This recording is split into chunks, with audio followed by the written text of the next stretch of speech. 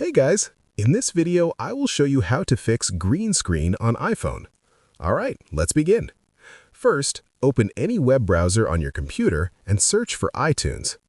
Download and install iTunes from a trusted website, or you can install it directly from the Microsoft Store. Once the installation is complete, open iTunes on your system. Now, connect your iPhone to the computer using a USB cable.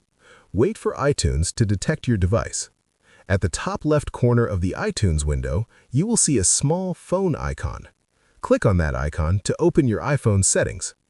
Next, look for the option that says Check for Updates and click on it. If an update is available, install it.